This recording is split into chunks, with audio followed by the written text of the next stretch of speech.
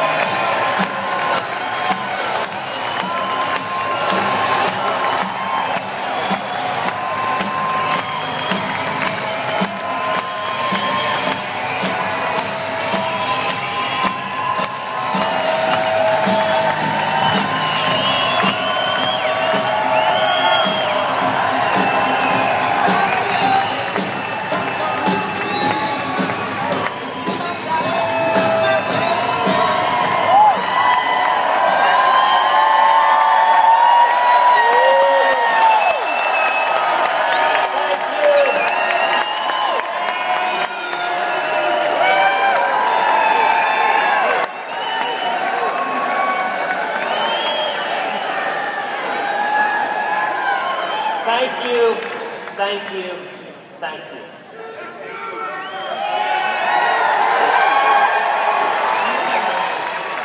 Let me say from the bottom of my heart to every one of you, thank you. We are in this runoff because of you.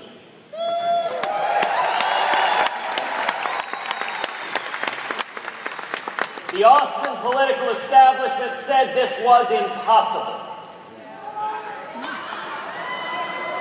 And the conservative grassroots across Texas, the men and women in this room, stood up and proved them wrong.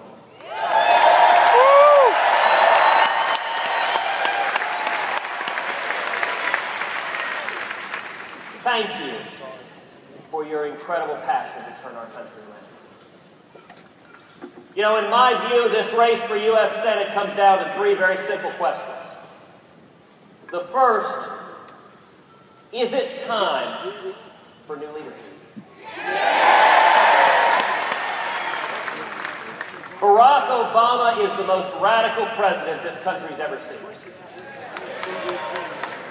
And our country is in crisis.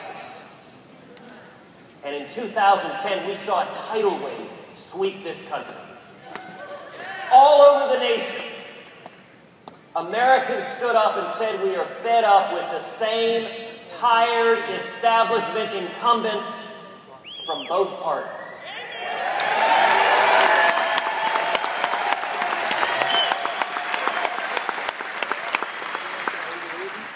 And we want new leaders. Leaders like Marco Rubio and Mike Lee and Rand Paul and Pat Toomey and Ron.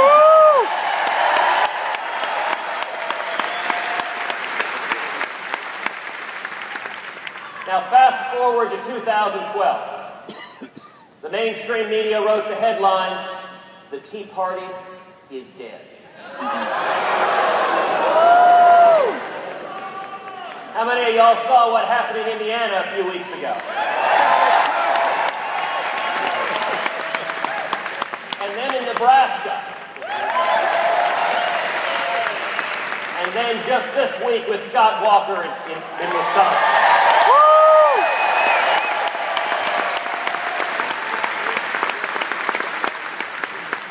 As Mark Twain famously put it, rumors of our death were much exaggerated. The second question I think this race comes down to, do we need a fighter?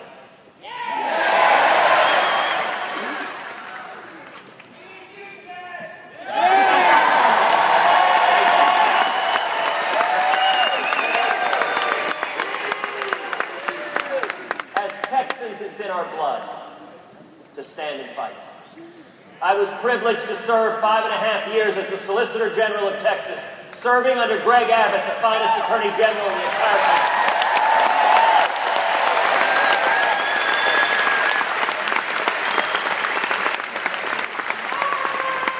Over and over again, Texas led the nation defending conservative principles. We defended the Ten Commandments monument on the state capitol grounds. We went to the U.S. Supreme Court and we won 5-4.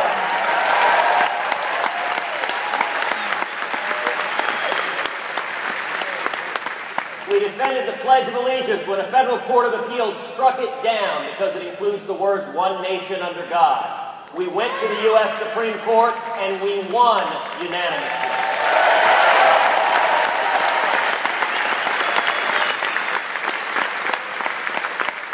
We defended the Second Amendment, the right to keep and bear arms. We went to the Supreme Court and we won 5-4.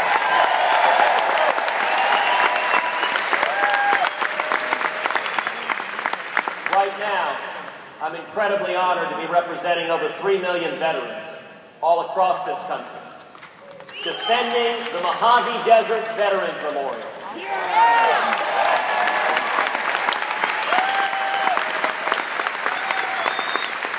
A lone white Latin cross that was erected 75 years ago to honor the men and women that gave their lives in World War I. The ACLU sued, seeking to tear down that monument. And the federal court ordered that 75-year-old memorial to our veterans torn down. We went to the U.S. Supreme Court and we won 5-4.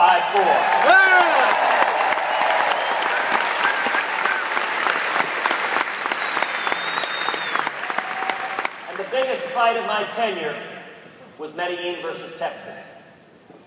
A case that began when 2 teenage girls were tragically gang raped and murdered in Houston.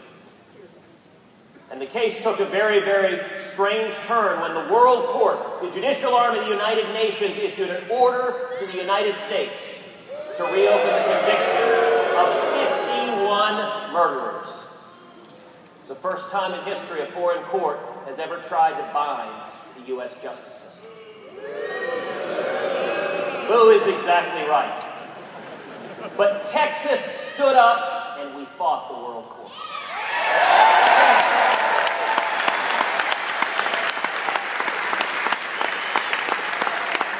I argued this case twice before the U.S. Supreme Court. On the other side were 90 foreign nations, and on the other side was the President of the United States. The President signed an order that attempted to order the state courts to obey the World Court. And so Texas stood up. We fought the World Court. We fought the United Nations. We fought 90 foreign nations, and we fought the President of the United States.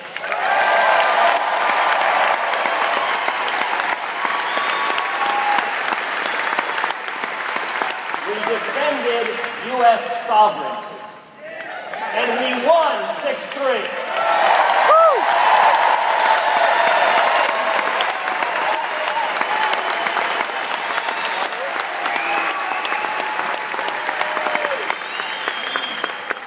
Many of y'all know my dad, Cruz.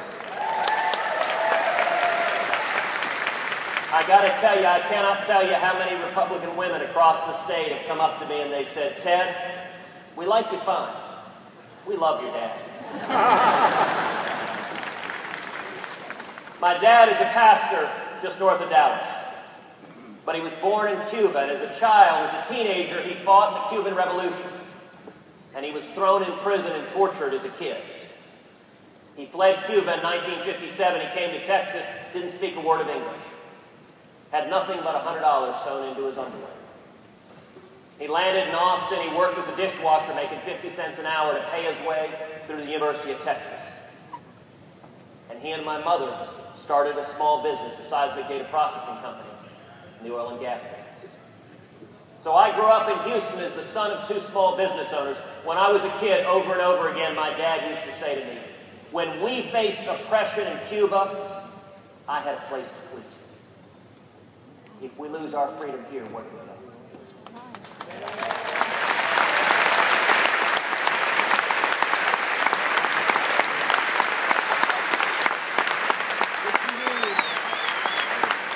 All of us have a story like that in our background. That's what it means to be an American. We are a people who fled oppression and came seeking freedom, and liberty has never been more threatened than it is today.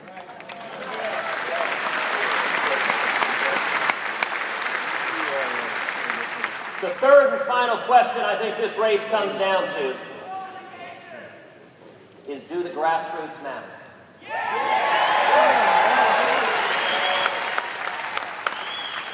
This race is a test for that proposition.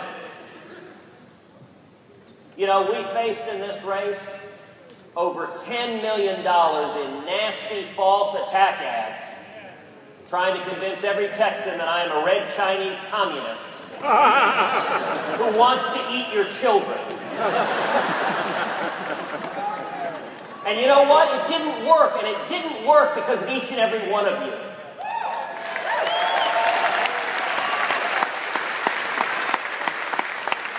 The strength of this campaign has been thousands and thousands of grassroots activists, Republican women across Texas, Tea Party leaders across Texas, precinct chairs across Texas. Just about every conservative leader in the state of Texas has united behind this campaign. From Kelly Shackelford to Kathy Adams, to David Barton, to Peggy Venable, to George P. Bush, to George Strait, to Ernie Angelo, to Tim Lambert. And just about every conservative leader nationally has united behind this campaign. From Sarah Palin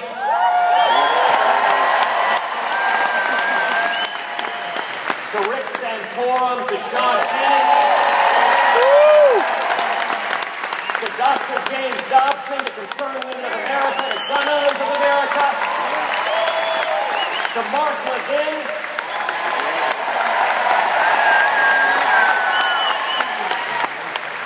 to the 5 strongest conservatives in the U.S. Senate, Jim DeMint, Mike Lee, Rand Paul, Pat Toomey, and Tom Coburn.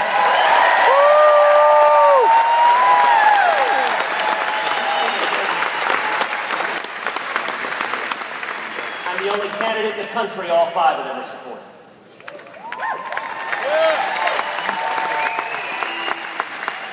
Now, we are in a dogfight until July 31st.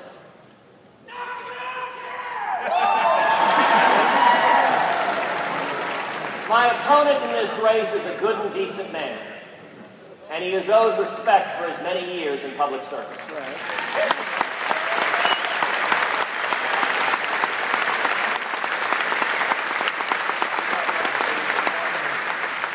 But our nation is in crisis, and we need a fight.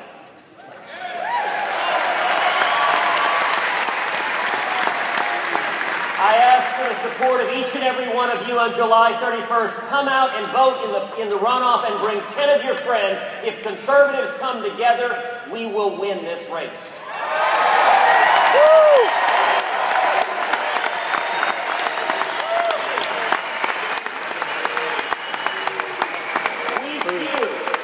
We happy few, we band of brothers will stand together and turn this country around. I want to close by asking you a couple of questions with apologies to Barack Obama. Can we restore the U.S. Constitution? Yes, we can. Can we retire Harry Reid? Can we retake the U.S. Senate? Can we repeal Obamacare? And can we defeat President Barack Obama? That, my friends, is change we can believe in.